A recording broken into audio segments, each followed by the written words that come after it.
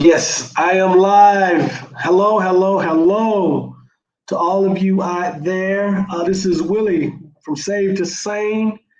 Glad to have you with us today live. And for those, I'm trying to adjust my head, those who will join us later, I'm looking at myself, I'm sorry. I'm obsessed with this. Those of you who will join us later or who will view this at a later time, I certainly appreciate that. Again, I want to say hello to everyone.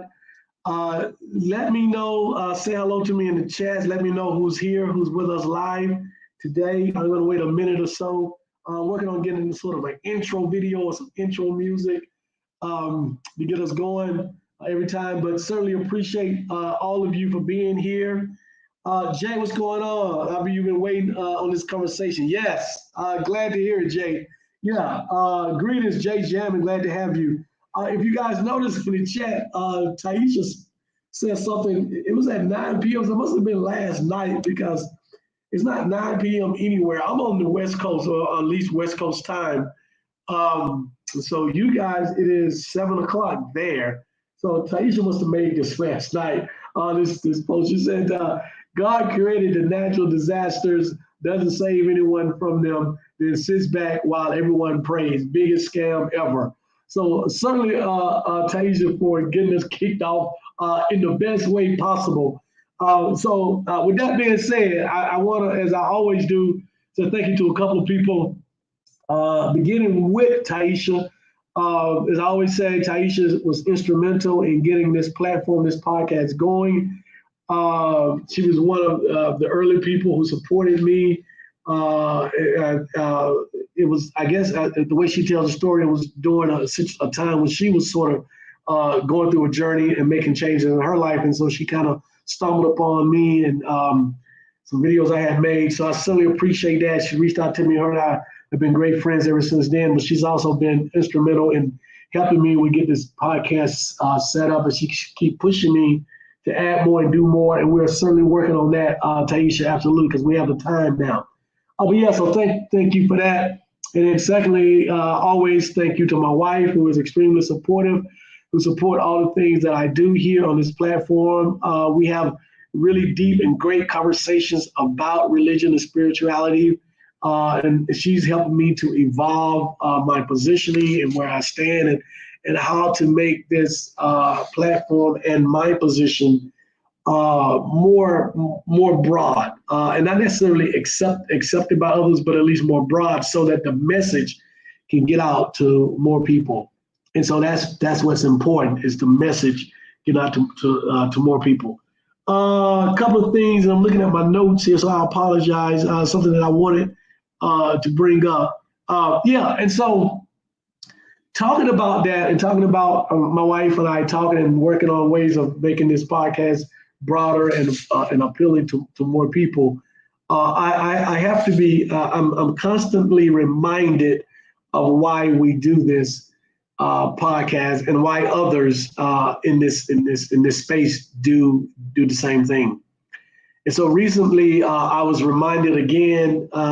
This came by way of an email I received from one of my students. Those of you who don't know, I teach religious studies, and so I teach religious studies at a university. And so one of my students emailed me, sort of apologizing for missing a quiz or whatever. But the excuse or the reasoning that she gave for that was because she had recently come out as gay, lesbian to her parents. Her parents being devoutly religious, strong religious people. It did not sit well with them.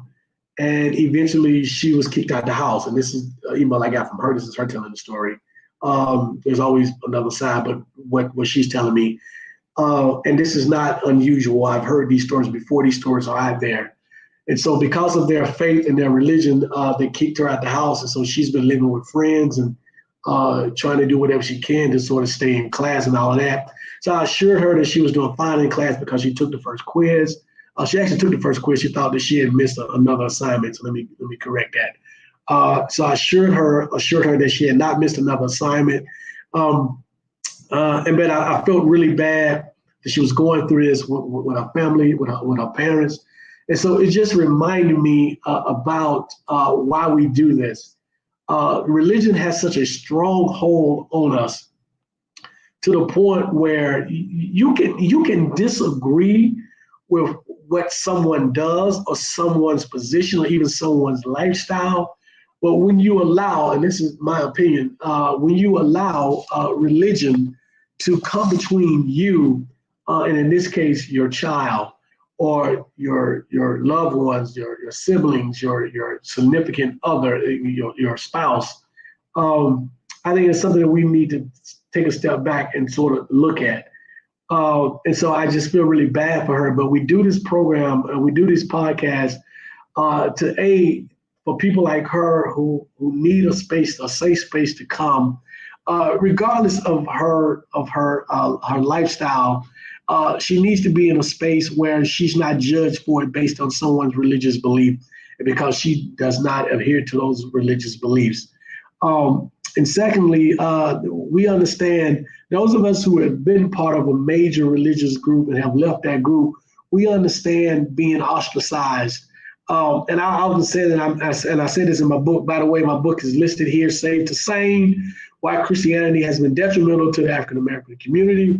One of the things that I've said, and I mentioned in that book as well, is that an African American person can be anything, right? He can commit the worst atrocities, rape, murder, whatever.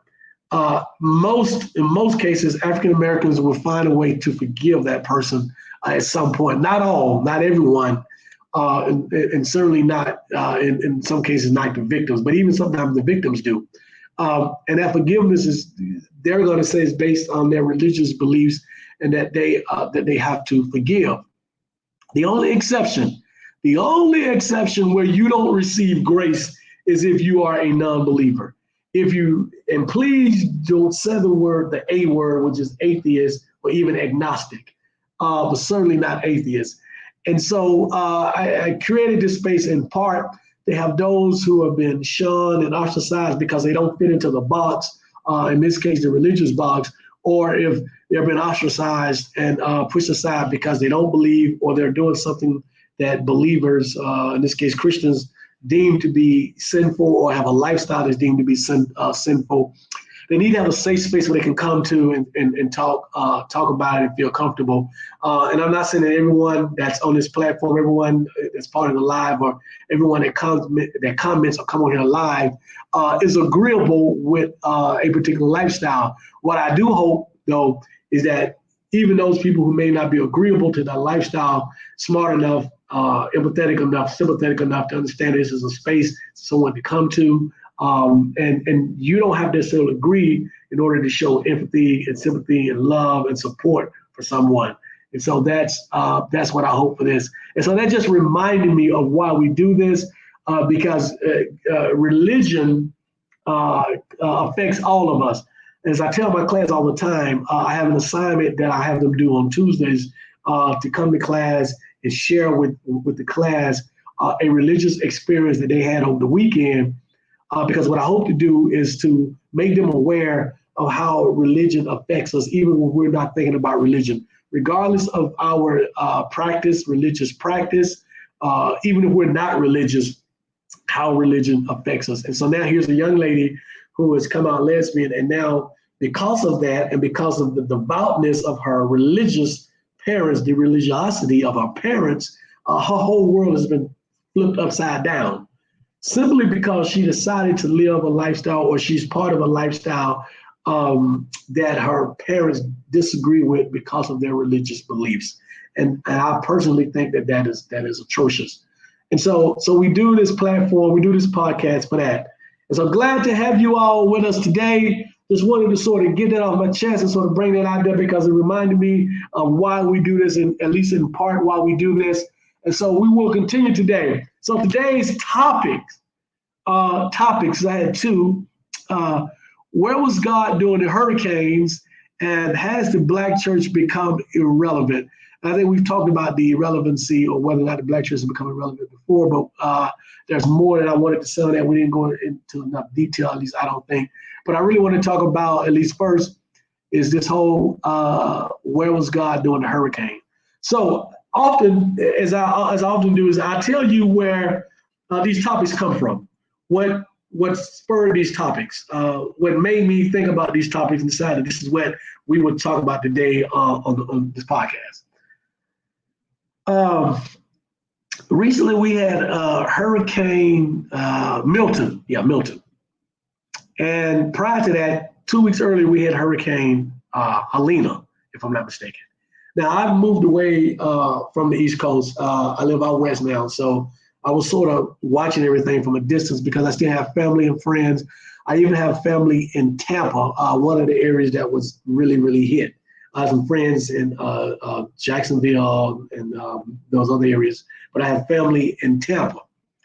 And as I'm on social media, this is during the storm, during the hurricane making land, and then sometime after that, I started seeing these posts of people saying that Hurricane Milton decreased in strength before it hit the coast because of the enormous amount of people that were praying that Hurricane Milton would not do as much damage or would not hit land at a Category 5.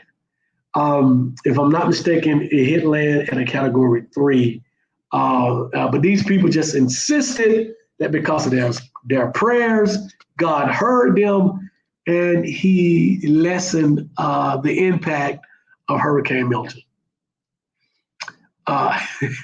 There are a multitude of issues with this position, right? First of all, let me begin with this. There are natural reasons as to why a hurricane goes from Category 5, Category 4, Category 3, 2, 1, and eventually tropical storm and whatever. And we see this in every single hurricane that we've ever had on the planet. So that in itself there is nothing miraculous about that in itself. We know that if a hurricane is over water and the water is warmer than it's supposed to be, then that hurricane tends to pick up strength. We know that as the hurricane goes over cooler water or hit land, then it tends to decrease in strength. That is basic meteorological science. I can't speak today. It's basic science regarding the weather. We all know that. That's the first thing. Secondly, how do you know that your prayers were responsible for this, even though there's these things occur naturally, the decreasing of the strength of a hurricane? Thirdly, why do you have to pray to an all-loving God who, first of all, is responsible for the hurricane, knows everything that's going to happen? Why is it that you and millions of other people have to pray in order to get this God's attention, in order for him not to be so destructive with a hurricane? It just really doesn't make sense to me why we would think that. And then finally,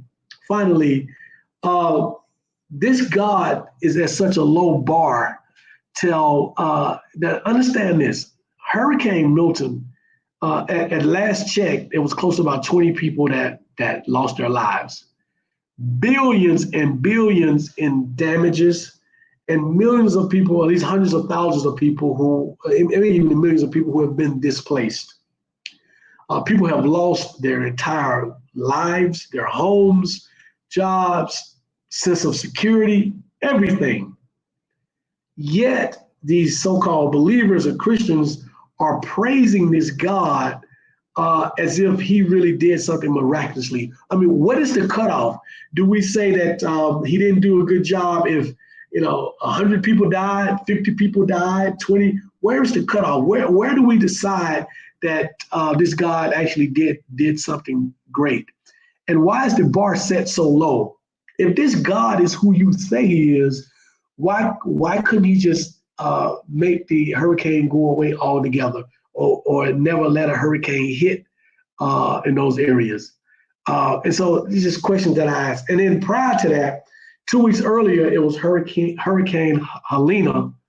I'm assuming, and I'm probably assuming correctly, that there were people who did the exact same thing. Thousands and millions of people got together and said, let's pray that this Hurricane Helena does not do as much damage, does not hit the coast with the strength and the velocity that's going to cause major damage. But guess what? Helena was one of the most destructive hurricanes we've had since 1950. At last count, we were well over 200 people who had lost their lives. And there are still people missing, right? So again, the things that I've said before that apply to Hurricane Milton also apply to Hurricane Helena. Why do we have to pray and beg this God to not kill us, essentially? And it has to be so many of us to pray in order to get this God attention. I mean, it really makes no sense to me. And then the more and more I look at stuff like this, and the more and more I stand outside and look in, it's so asinine to me with the thought process that we tend to have. Sharon said, good evening, everyone. I hope everyone is having a great day. What's going on, Sharon? Glad to have you here. Black and Bougie, what's going on? Glad to have you. You said, guess they forgot to pray so that that tree wouldn't fall on that woman and babies. Absolutely. I mean, and what? Ooh, this really gets to me. At what point is this God selective on who he spares? Do you have to be a part of the prayer chain in order to be spared? And there were people, I'm sure there were people who prayed, and I know for a fact there were people who prayed that lost everything, and there were people who prayed that lost their lives. And so what do you tell those families? And admittedly, some of those families are some of the people that were praying, and they're still trying to find the bright side into all of this. Just the level of, this is a strong word, but I said I was going to start being at least more myself on here. But the level of stupidity by some of these people, at the point that religion has us so brainwashed and brain dumb to where we're not able to see logically and from a rational standpoint, see the nonsense that a lot of the things that we say and that we do makes absolutely no sense. So I remember, I had this discussion in my class. And remember my class, I'm teaching it from a secular standpoint, but I'm not as abrasive on here as I am in my class, because I don't think that's, so I try to be sort of moderate in my class. I have a couple of people in one of my classes that are devout Christians, and they're older. When I say older, they're like my age older, right? Compared to the other students. And one of the ladies said to me regarding natural disasters that God gives us a warning. And I said, well, that's not the case, because there are tornadoes that people have no warnings. There are earthquakes, typhoons, and other natural disasters that people have absolutely zero warning. But I said, even besides that, what does that have to do with anything? And how do we know that this is God giving us a warning to say? And so her point was, God gives you a warning. These people had enough time to leave. So I had to remind her that everyone doesn't have the resources to leave. But then again, this is really not about that. This is about, for those of you who are religious, for those of you who are listening to this program or who hears it later, those of you who have this strong belief in this God and prayer, the question is, where was God during the hurricanes? Are you telling me that God was there because only a handful of people died? Or what about all the property damage? And what about the people that did die? That is not, to me, an example of a God that is doing us any favors.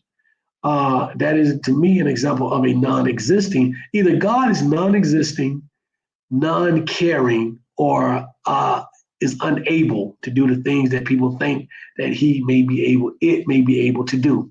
Those are your only three options there. Sharon said, tell your wife hello behind the camera. I asked the same question and get called all kinds of demons. I respond that I'm not following Jim Jones and drinking the Kool-Aid by not asking questions. Yeah, Sharon, that, it's when we say that, it's like Christians feel attacked. Like, and I mean, I post stuff. Those of you follow on social media, especially Facebook, because that's where all of the older people are, and those are the people that tend to get the most upset. Yeah, I mean, they get so defensive when you point this stuff out.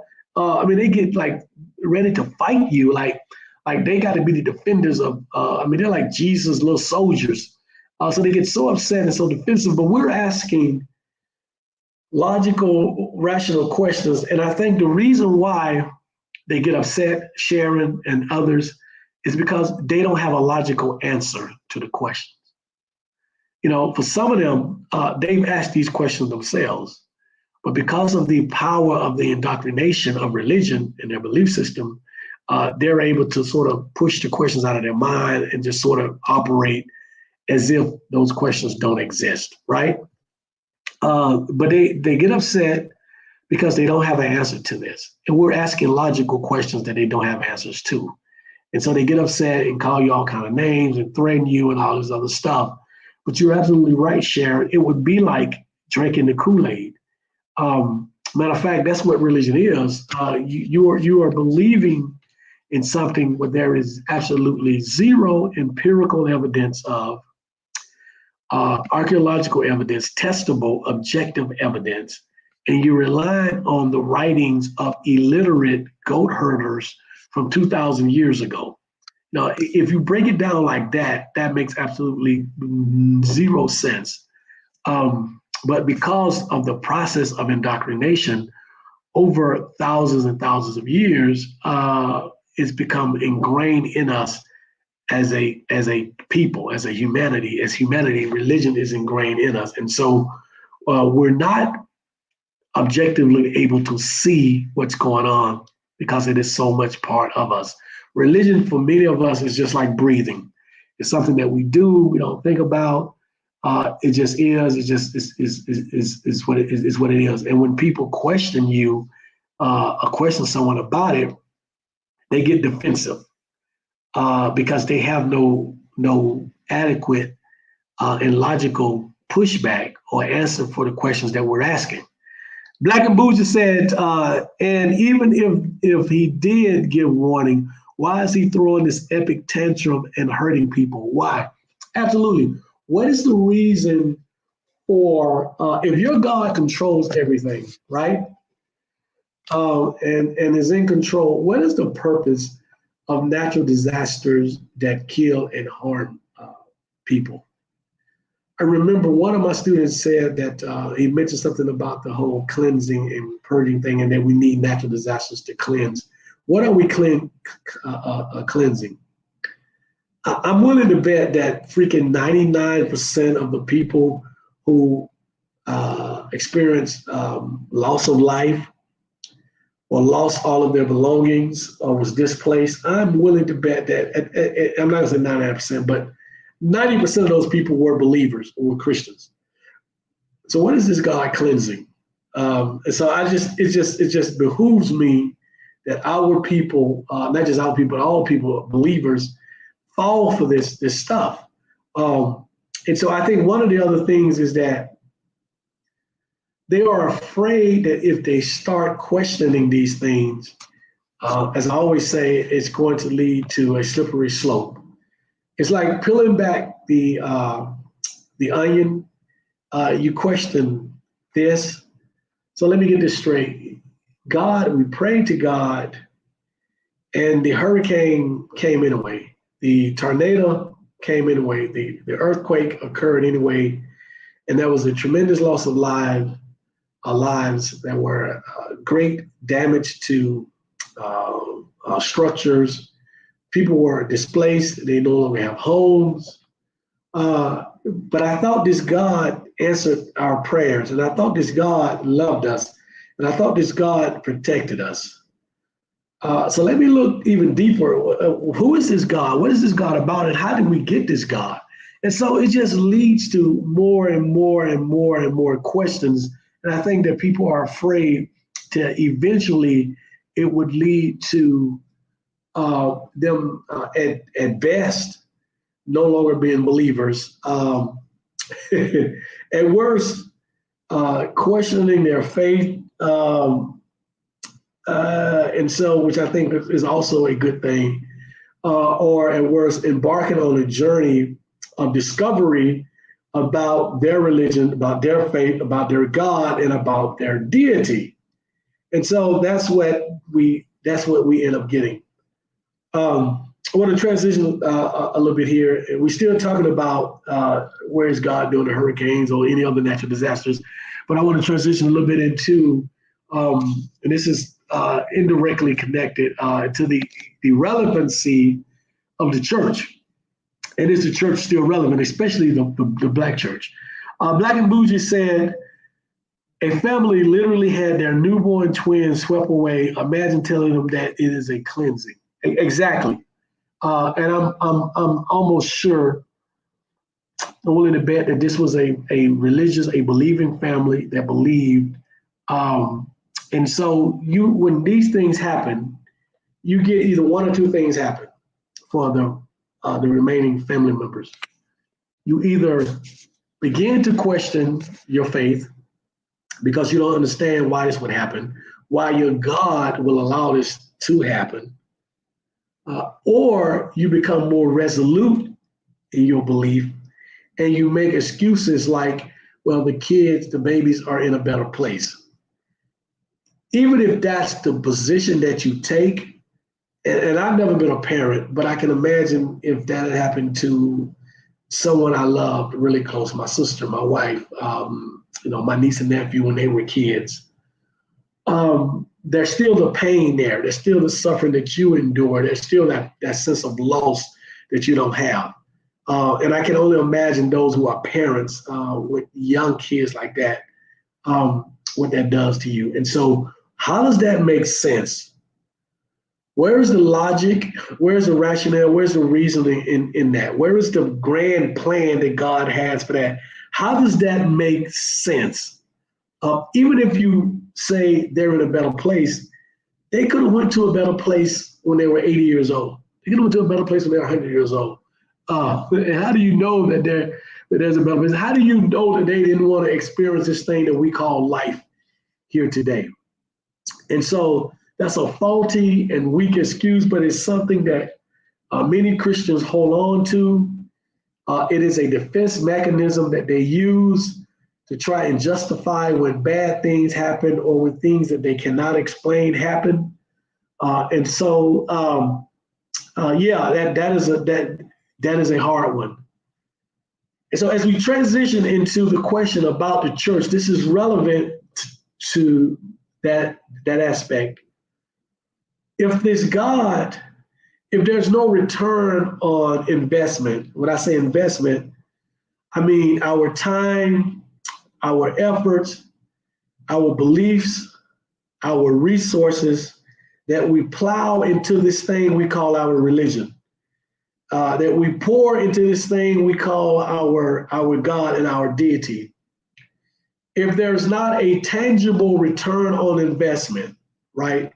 If this God does not answer our prayers, if this God does not make things better for us, what is the reason for us to continue to go to our house of worship and worship Him? And when I say is the church irrelevant in this case, I'm not just talking about the physical building. I'm talking about the process, the system of worship, the church, the body of the church, which encompasses the belief system. If there is not a return on investment from the resources and the things that we pour into our belief systems, Why do we continue to be a part of the collective church? Why do we continue to physically attend the church? Even if we watch services on television, why do we continue to do this? Do we do this because we know no better? Do we do this out of a sense of fear? Do we do this out of a sense of guilt? Black and Miles says, thank you. The best place for my 13 was with me, not God. Absolutely. Amanda said you're late, that she's late. We're glad to have you, Amanda. You can go back and pick up the first 30 minutes. You can go back and hear the first 30 minutes. We talked about where was God doing the hurricanes, and then we're transitioning into how relevant is the church, especially the Black church. The 13-year-old son, Black and Bougie, absolutely. Neo, what's going on? Glad to have Neo. Neo said hit the like button. Yes, please hit the like button. Also, if you haven't bought my book, please purchase my book. Now, I'm going to promote that more so now. And I need more and more subscribers, absolutely. I just had to sort of take that break. So back to what I was saying. So why are we still part of the church? Someone tell me why. I remember, and I think I've told the story before, long before I decided to leave the church, there were times in my early 20s, early 30s, that I was just exhausted. I was churched out, right? I was just done. Church as a child, every Sunday, Wednesdays, and even other days during the week, even in college. And then in my 20s, even at times in college, and then into my 30s, it would be Sundays that I would miss church. But I would feel guilty. I would feel so guilty. And then so there was the guilt aspect, because I felt like I owed God something because I was alive. I had a job. When I did have a job, the fact that I was still managing to make it some kind of way, right? Even though I really wasn't, I was starving. I was going to people's houses to eat. But, let Christians tell it, that's God providing for you. Even if you're homeless or damn near homeless, that's still God providing for you. So it was that guilt, and it was the fear. It was the fear that if I don't go to church, this vengeful, resentful, jealous God would punish me.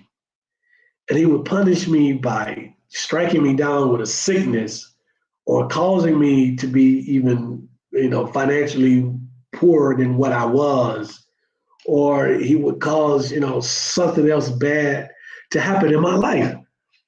And so between the fear and the guilt, it drove me back to church. And then Black and Bougie also added tradition. Yeah, it was tradition. That was also part of it. It was like, I didn't know what to do on Sunday mornings if I didn't go to church. It was, and at the time, everybody I knew was in church and was going to church. And so part of the tradition, and then the guilt and the fear drove me back to church. But what I notice now and what I see now is that there are more and more people who don't have that same guilt or that same fear, and they're not going to church. I remember there was a time where I saw the transition, and I walked out one day on a Sunday morning and to walk my dog. At the time I had a dog, and I noticed how many cars I saw still in the parking lot or in front of their homes on a Sunday morning. And I thought to myself, when I was a kid, you wouldn't see any cars in the parking lot or on the street, because all of those cars would be parked in front of a church or a house of worship, because we all went to church. And so, but then I started seeing the transition. And then as I got more into what I'm doing now, and I'm speaking to younger people, young millennials, Generation Z, and then the generations after that, more and more and more of those individuals are no longer going to church. And they don't feel guilty about it. There's no fear attached to it. They still, for many of them, they still have a strong belief system. For many of them, they still believe in a higher power, but they're not going to church. And one of the things that I posit in some of my writings is that leaving the church, even for Black people, is a doorway into many of them eventually becoming agnostic and even atheists, or becoming spiritual to a point where it's not similar at all to traditional organized religion. And I think that those are the things, some of the things that the church is afraid of. Clearly, they want the people in the church, because without the people, the church falls down, falls apart. They don't get the money, they don't get the tithes and all of that. But I think on a much larger scale, the church is a place where they can mold your mind, where they can indoctrinate you, where they can shape you the way they want you to be shaped, and and they can control you. You're under their control as long as you're in that church and coming to that church on a regular basis. But when you break away, they're afraid that God forbid and I say God forbid for them, you're going to start reading something. You're going to start having experiences with people who are no longer religious. You're going to start asking questions. You're going to start applying analytical thought and rationale and reasoning that may or may not lead you away from the church. And if this continues over even a relatively short time, a couple of generations, then the church will certainly become irrelevant. We see a lot of closed churches in our community. More and more churches are closing. And so again, I write about this and I posit that the church is becoming irrelevant. Now, so what happens after the church becomes more irrelevant? As I said before, this is a doorway to people being agnostic or atheist, or even spiritual practices that don't at all resemble traditional religions. And then what happens then is that God that we know of, how we know, becomes irrelevant. And so that is a huge fear, not only in the African American community, but into this society, the US community as a whole, because the powers to be, many of those people who are not necessarily religious, understand the power and the control that religion has on us, and the belief in God has on us. Because with that, they can control and mold us and shape us and have us do what they want us to do. It's part of their larger system. It's part of what Neo would say is the matrix. It's part of the overall matrix, right? Black and Bougie said, my sister owns a spa and she works so hard. It boggles my mind how she can still get up every Sunday and go to church, shaking my head. It's like, why? Aren't you tired? Such a waste of time. Black and Bougie, I would gather to say that she feels that her success is due to God, because that's what they tell us. They tell us that regardless of the hard work that you put in, the sacrifice, the effort, the amount of resources that you put into anything, that you're only successful because God is allowing you to be successful. And so there's a guilt that comes into play, that she feels like that because she's able to work really hard, have her own business, that somehow she owes God. And to pay God back, what she needs to do is to get up every Sunday morning, tired or not, and push herself to go to this church, and more than likely pay tithes, because this is how you say thank you to this God that we're being told, that we always are told, has made all of this possible. But yet, get this, Black and Bougie, for whatever reason, if her spa or her business fails, for some reason, that won't be the fault of God. That'll be because of her and her doing things that she did or did not do. So see how that works? God gets all of the credit for all of the good that happens, but none of the blame for any of the bad that happens. And so it's crazy. Neo X is right. Papa Lance, what's going on? Good evening. Thank you so much for being with us. Black and Bougie said, "Yeah, we in this last day." You know what? I'm about to get on that. Give me just a second. Black and Bougie said, "Yeah, she definitely thinks she's highly favored." Texas Goddess, what's going on? Glad to have you. Yeah, let me go back because we started with where was God doing the hurricanes, and then now we've transitioned into the irrelevancy of the church. Is the church becoming irrelevant? And yeah, this whole highly favored thing. Yeah, but let me get back to something you said earlier, Bougie, Black and Bougie. You said we're in the last days. If I see that or hear that one more time in reference to hurricanes or the weather that we're having, I don't have any hair, but whatever little hair I have left, I'm going to pull it out of my head. I see this all the time on my timeline on social media. We're in the last days. We're in the last days because of the things that are happening. And you have to constantly remind people that nothing that we are seeing is unique. Absolutely nothing. We've always had hurricanes. We've always had natural disasters. We've always had famine. We've always had pestilence. We've always had murder. We've always in the beginning of time, we've always had gay people since the beginning of time. So there is nothing that is happening that we should be, oh, it's the last, it's the end days. There's nothing new up under the sun.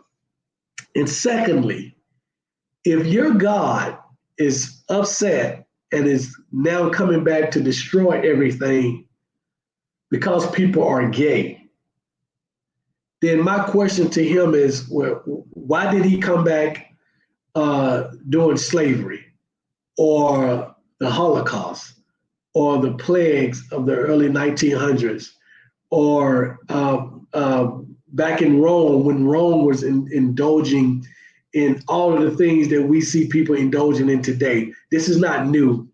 Rome and Greece and other civilizations engaged in a lot more what people would call sinful or nefarious activities way before. This is nothing new.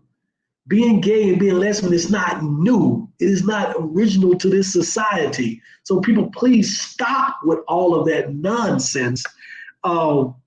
This is not, it baffles my mind, and it makes me angry to a point that these scare tactics are used. And it's funny because the people who are saying these things are my age, right? So 30 years ago, when we were in our 20s, the same things were going on, right? But these people were too busy having a good time, enjoying their lives, to say that, oh, we're in the end days, right?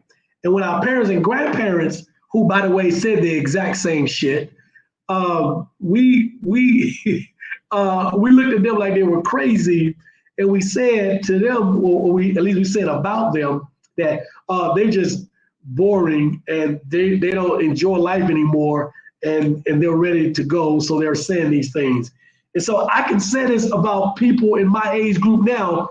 Fast forward 30 years, and now you guys are in your 50s, and some of you are in your 60s, and so now all you live for now is going out to eat and going to a restaurant and going to church, right?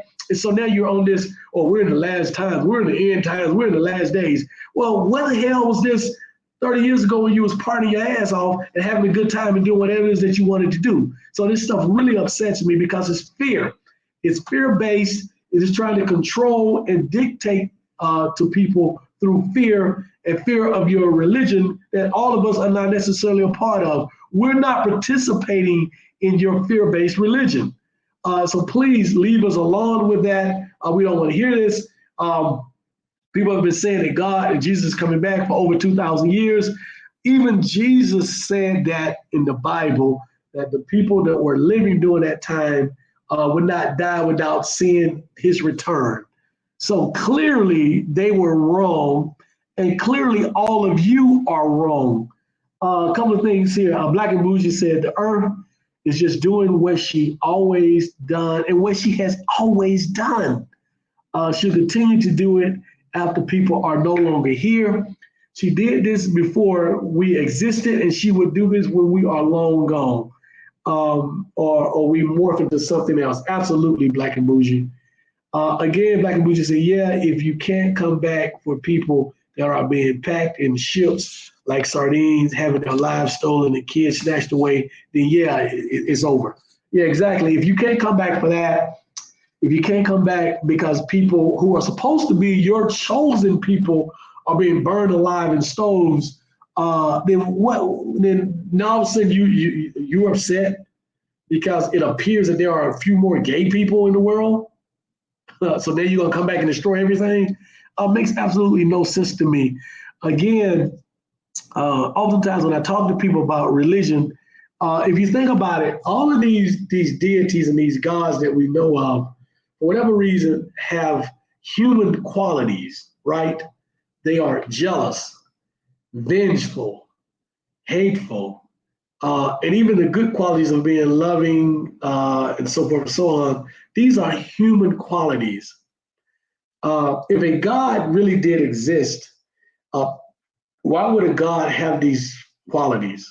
These are human qualities. A God is not human and shouldn't have human qualities.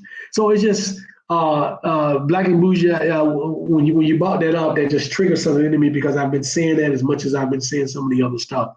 And so yeah, it makes no sense to me. But what I hope that we do here on this podcast is when those people listen in, and I know that 9 out of 10 people, it's not going to make a difference. I do understand that, and I know that I'm going to, and like I always do, I'm going to get comments from individuals who hear this and challenge me and push back and and say all kind of asinine things.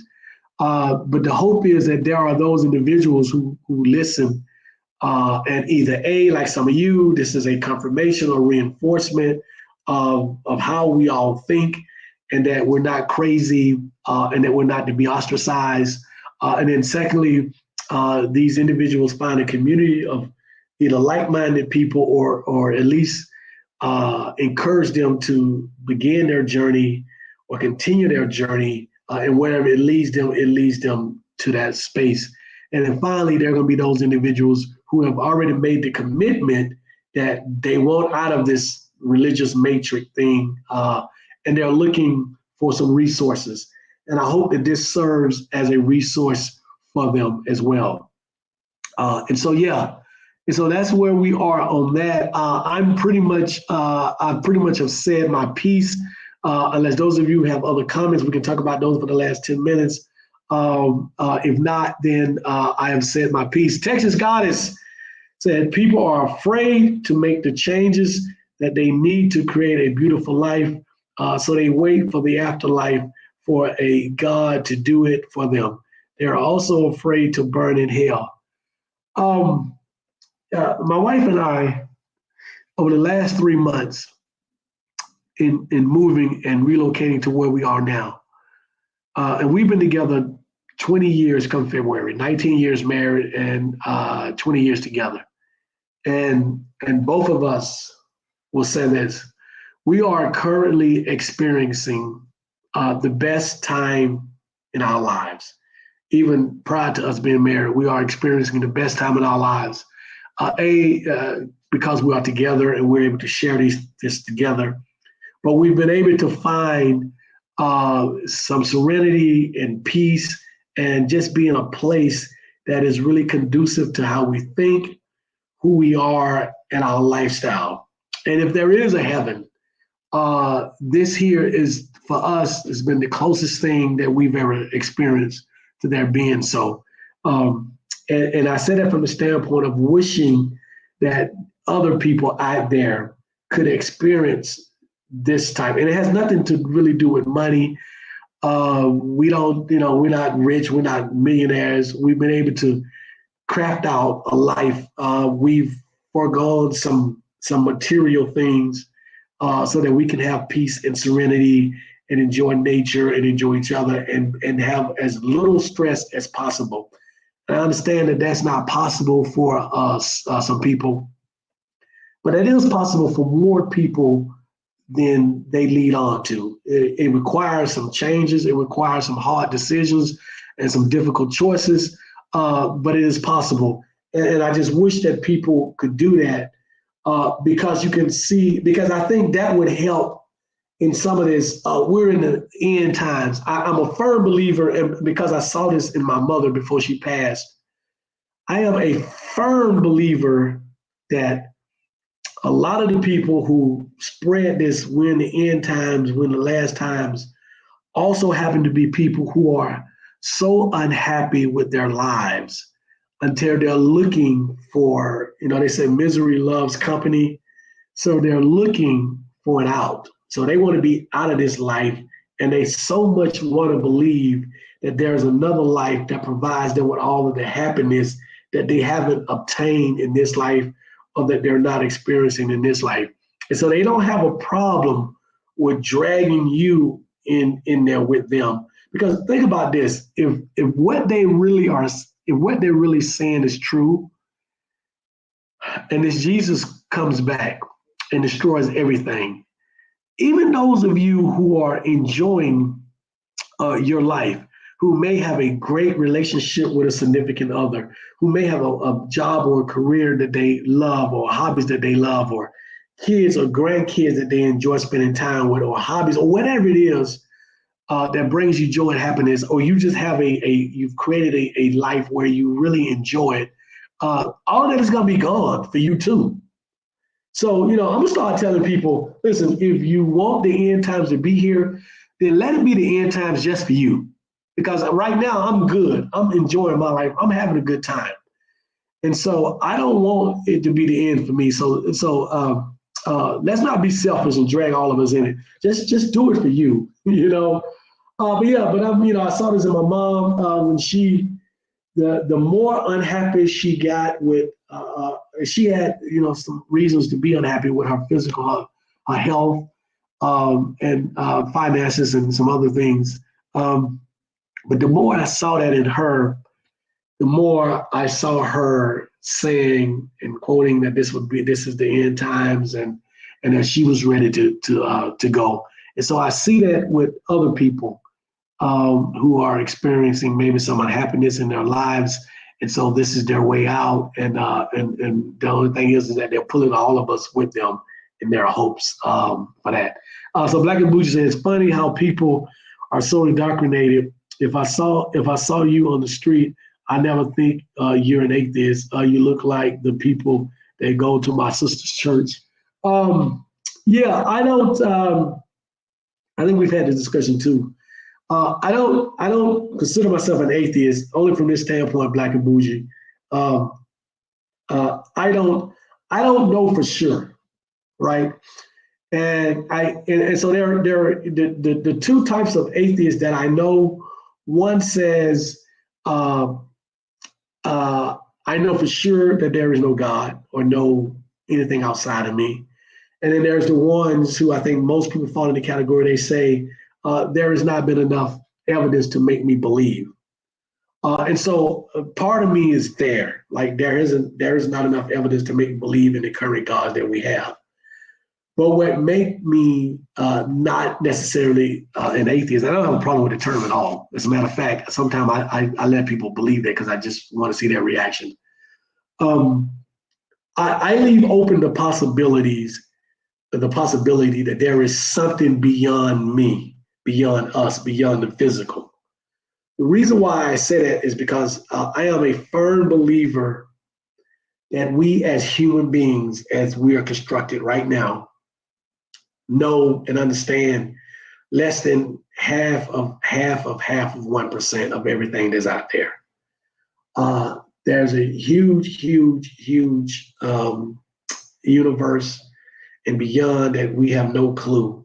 Even here on Earth, only 5% of the ocean has been explored. So there are many things. There are things, my wife and I was talking about this just the other day as we were walking and hiking. There are animals that can see things that we can't see, that can hear things that we can't hear, that can sense things that we can't sense.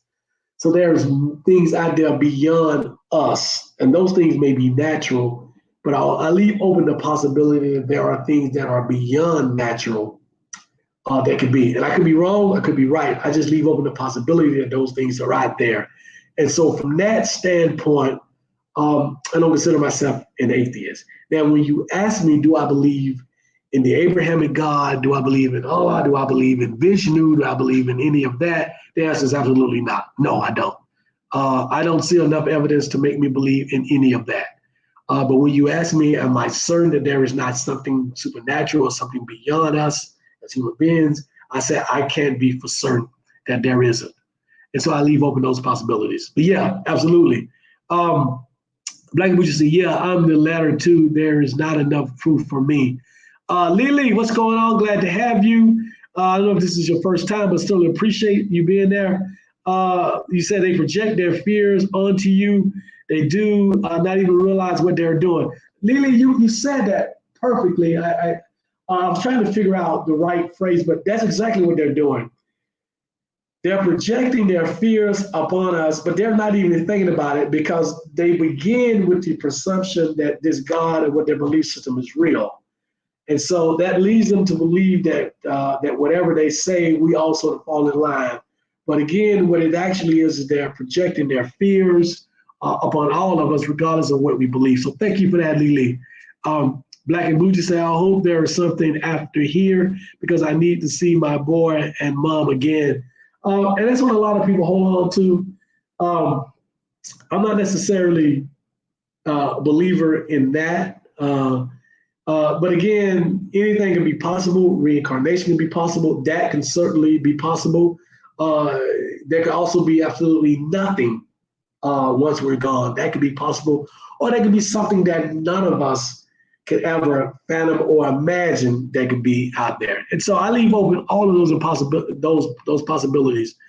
I think what boggles many people about me is that I will tell them that all of this stuff for me is largely irrelevant. Like I could care less whether or not there's an afterlife. I could care less, even though I don't believe that there is a God, at least the God that we know of. I could care less. It's irrelevant. All of it is irrelevant to me. I'm focused on who I am today, what I can do to make the lives of people around me better and the people that come in contact with me better, and living life to the fullest, what I have in front of me, whether that's today, 20 years, 50 years, 100 years from now, that's what I'm focused on. And what happens to me after that is just completely irrelevant. And I mean that 100%. I mean it with all of my heart. It is completely irrelevant to me. I could literally care less. Sharon, what's going on, Sharon? Sharon said, "I have a great evening, everyone. I really enjoyed the session tonight." Thank you, Sharon. I appreciate that. And thank you, Sharon. That is the best way to end this. Thank you all. I appreciate all of you, Sharon, Black and Bougie, Lily. Let me see, for being on here. Texas Goddess. Again, Black and Bougie. Let's see what else I forget. Neo X, thank you so much. Papa Lance. Amanda, thank you for joining us late. I'm glad you were here. Again, Sharon, who else? Jay Jammin, Jay Haru, thank you so much.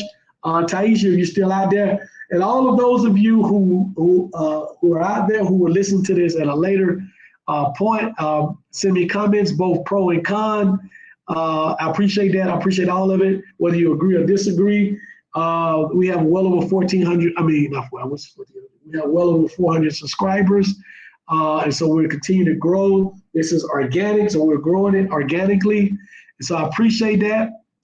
And so until 2 weeks from now, which I would be, I'll be back from LA. I'm going to LA for a weekend. So in 2 weeks, I will see you guys. And until then, stay safe and enjoy your life.